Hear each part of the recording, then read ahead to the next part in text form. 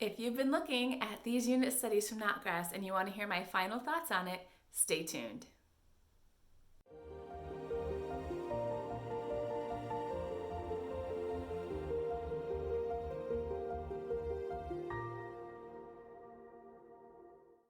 Hello again, friends. It's Carrie with Any Day Blessings. Thanks for joining me for another video. Today I'm going to give you my final thoughts on these two books right here, the unit studies from Notgrass History that cover Christmas and Thanksgiving.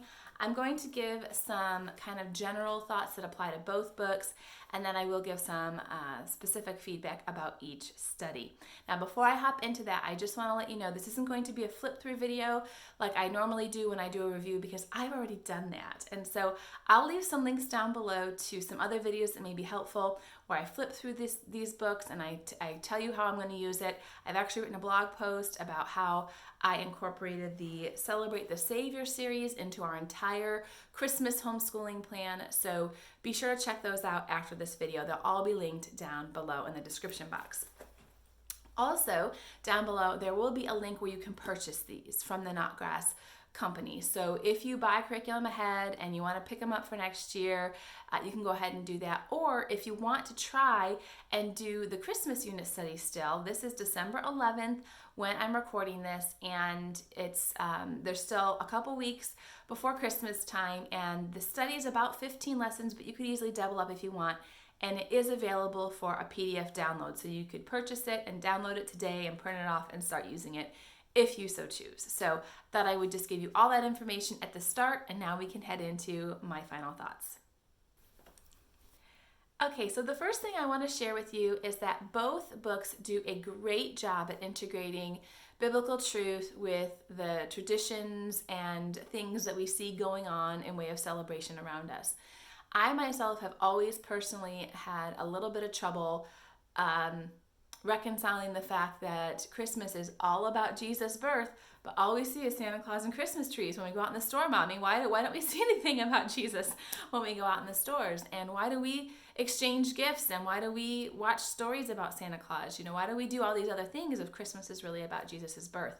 I had a hard time as a kiddo reconciling how the two go together, or do they go together? And I really felt like these two studies, both for Thanksgiving and for Christmas, did a really great job at integrating biblical truth with the displays and the celebration and traditions that we see around us. Where did they come from? How did they start? And what does it mean for us today as Christians who want to celebrate and enjoy the good things that God has given, but do so in a way that honors Him and that honors truth. So I really enjoyed that content in both books. I also thought that both books did a good job at presenting material that can sometimes be a little dry. I would have loved if the books were in color, though. That is kind of a bummeroo, because Notgrass does have incredibly gorgeous textbooks. I mean, their books are so beautiful, vibrant pictures, and the entire book is black and white. And this was actually purchased from the company. This is from them. This is bound and arriving from them. So I know it's not just because I bought the PDF or something and printed it off myself. It is in black and white. I mean, that's just the option you have. So I would have preferred that the color. That would have made it even more interesting, especially because both books do a really good job at bringing in art into this. It's a unit study that's cross-curricular, so there's lots of different things. And so you come to a page like this, and it's all black and white. So it wasn't a hard fix. We just ended up looking up things on the computer and putting them on my laptop next to us, and we looked at the artwork in that way. But it would have been nice if they were done in color so that it was all just right there, and it was one less step I had to go and do to complete the lesson. Another thing that I could say about both books is that they did a good job at mixing up the assignments. And so it wasn't always a writing day. It wasn't always a geography day. It wasn't always, a science day. They really did mix the assignments up well. I actually think that the Thanksgiving book did a better job at providing variety in the cross-curricular format. I think that it was a little more natural, some of the assignments that they produced from the lesson each day. I felt that the Christmas book, while it did cover cross-curricular topics, it was much more sparse. It was very heavy on historical content, and it didn't get into as much language arts, science, and things like that as the Thanksgiving book did. But they both did get into those other areas. I just think this one got into it a little bit more. One final thing in way of general review for both books that I will just point out is the tremendous value. You guys, these were under $10, I think like 9 something or 8 something, and these are 2 full weeks of lesson, or 3 full weeks. If you do a 5-day school, these are 3 full weeks of lessons if you so choose. Now, we actually used it a little bit differently, as I referenced in those other videos, but if you just did these lessons, one of these lessons per day, added in spelling and math and maybe some independent reading time, or you could even have the independent reading time to read the lessons in here, I suppose. But all I added was spelling, math, and reading. This covered our art, history, geography, language arts. What else does it cover? Bible study, poetry, crafts. I mean, this really covered everything else. So for $8 or $9, whatever it was, this was an incredible value. I've seen some unit studies that cost much more that gave you a lot less. So I really think that I could say about both of them that they were an incredible value for the cost. Okay, so now let's get into some specific feedback about each book. We're going to talk first about the Thanksgiving unit study, Celebrate Thanksgiving. So the first thing I wanted to mention is that I personally felt like there were fewer things that allowed me to bring in my younger daughter. This book does have crafts in the back, but as far as the lesson content or lesson activities or assignments or things like that, I really felt like this was geared more toward my upper elementary son and not so much for my kindergartner who was working along with us. Some of the stories or the lessons, the history lessons and things like that kind of stayed on the same topic for a long time. Like they kind of stayed in that Pilgrim, Native American history period for quite a while. And I kind of lost her because it was just kind of the same thing over and over again. And my son did a little better at staying with me on those topics, but my younger daughter didn't. So I do feel that if you are using this with a mixed age group of kids, just keep in mind that you might have to get some Thanksgiving picture books or something else for your younger kids to kind of involve them in this time.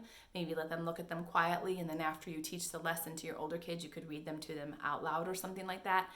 But I just didn't feel like this one did as good of a job at bringing in my younger student.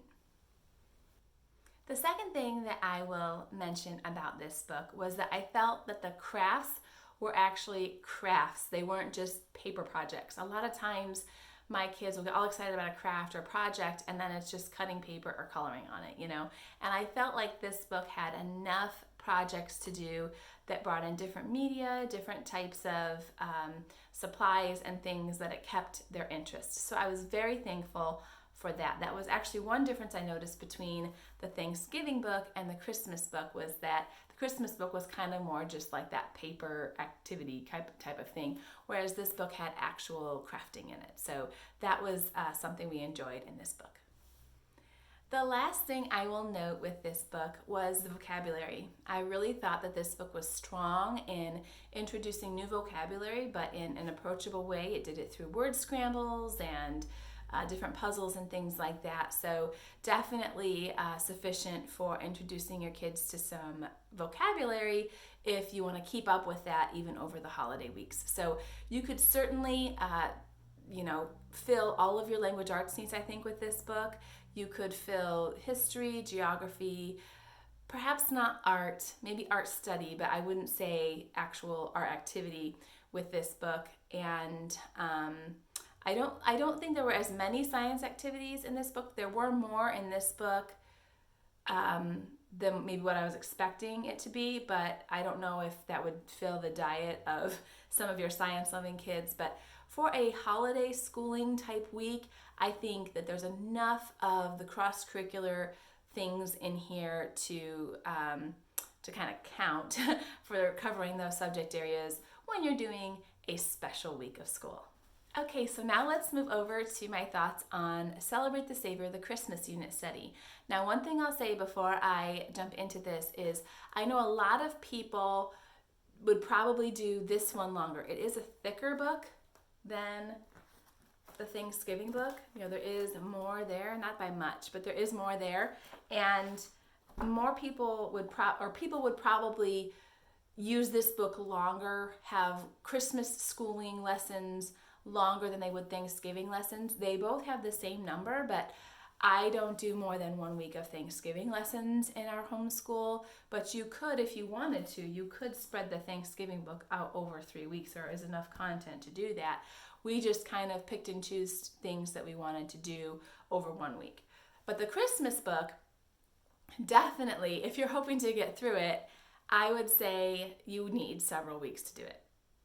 There is a ton here, and of course you can pick and choose the things you want to do here too, but I think this book would be harder, much harder to condense it and still get a cohesive, purposeful study. I think this is best done mostly as scheduled. We did condense it from 3 weeks to 2, but I do think that bringing it down any more than that, you kind of lose some of the flow and you lose a great deal of really the good stuff. So I would suggest allowing at least 2 weeks to do this study.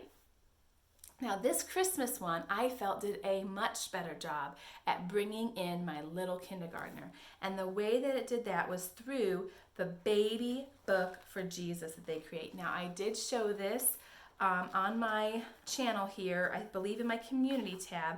I showed some pictures of my daughter working on this, but there's a section in the back, a baby book for Jesus, and it contains, now just hang on with me because I know this is just going to look like black and white pages as I'm showing it to you, but it actually calls for your child to color in this globe, color in these little, we call them little signs, and then as you're coloring in the world, you're going to glue fluffy clouds onto the world and cut out the globe and these 2 signs and paste them into a baby book.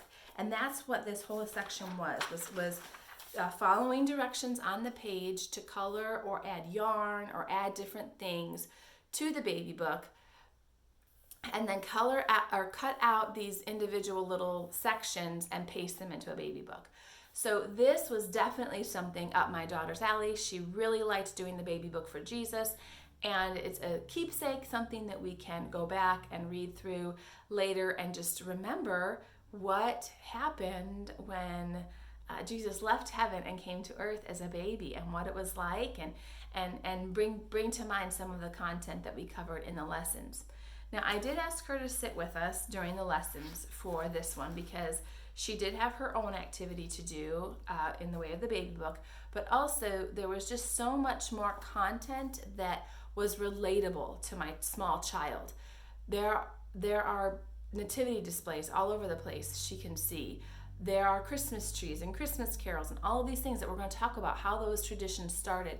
She can still see those. They're not quite as an abstract idea that she has to kind of imagine in history like the Pilgrims and the Native Americans. So this was much more young child friendly in our home than the Thanksgiving style or the Thanksgiving lessons were. However, I feel that for my son, the activities were less engaging for him in the crafting sense. So my daughter had the baby book for Jesus, but my son didn't really have anything that he kind of got excited about in this course in the way of like a project. There was a crafting section, but it was mostly paper crafts, and there was a journaling or notebooking section, but nothing that was kind of akin to what my daughter was doing. So for the bigger kids, not as many hands-on projects. What I think you could do here is look up recipes from the countries that they discuss, because they talk about traditions around the world. I wish I would have done that ahead of time and looked up some recipes and made those and had that be my hands-on project for my son, with, baking some things. But we didn't do that. We're gonna bake next week when school's all done. So we'll get some baking time in then. But that's the one thing about this book that I didn't like for my son, was I didn't feel like there was really a similar project at his level to the baby book. And while it did have good content in the arts, I felt that the other cross-curricular activities were kind of lacking a little bit. I would have liked to seen more language arts, more science. In this book, there was a couple lessons on geography, that was good, but it really didn't have quite the cross-curricular feel as the Thanksgiving study did. It really felt more heavy on Bible study and history, which is fine, but I was coming off of Thanksgiving where I felt like, wow, this really does cover areas of all different sorts of things. And this, I didn't get that same feel from the Christmas study. So just keep that in mind. If you're planning this for a long period of time, like a full 3 weeks or 4 weeks, make sure you're comfortable not getting a whole lot of science or language arts in that time, because it really didn't fill what I was expecting in those other areas. But considering, again, this for us was just a 2-week period of time. It was right before Christmas break. It's a hard time to keep your kids engaged anyway. It's a special time of year. This is Christmas homeschooling, so we do things a little different. And so I was okay with the fact that it was a little lighter in those things, and I did kind of come up with my own assignments for language arts to fill in. My daughter actually asked me to do more science, so on the day we learned about plants, Christmas plants and poinsettias and holly and ivy, I did kind of branch out and create my own activities and assignments there a little bit to kind of give her that little bit of science that she wanted. So I just didn't feel that this kind of met that cross-curricular feel like the Thanksgiving one did. You may have a different opinion. It may totally be what you want if you just want little snippets here or there and mainly focus on the traditions of Christmas and the history of it and how we get the things that we have now in way of celebration. If that's what you're looking for, it does a fantastic job of all of that. But if you're looking to actually have all those other cross-curricular areas in, just be aware it's a little light in science and language arts. And that about wraps it up for me in this video with my final thoughts. Overall, you guys, I would still highly recommend it. Don't take, any little things I didn't like or things, that I would suggest, could be different. Don't take those to mean that I wouldn't recommend this to you. I would come out and say, I don't suggest you getting this if I thought that way, but I don't. I do still suggest it. I would still use it again. If I had kids coming up behind, I would definitely use it again. And I may end up using these again with my daughter when she comes to 4th or 5th grade. We'll have to see. I'm going to hang on to them for a bit and see. But I do still recommend them to you, and I think you can tweak these to be whatever you want them to be for your special holiday school time. And just thought that I would share some final things that I learned, some differences I saw between them, and give you some final thoughts to kind of help you decide whether these would be a fit for your homeschool during the holiday season. As always, thank you so much for joining me. I love hearing from you, so please feel free to leave a comment down below. Go ahead and give this video a like so I know that you like these style of review videos, and I'll catch you in the next video.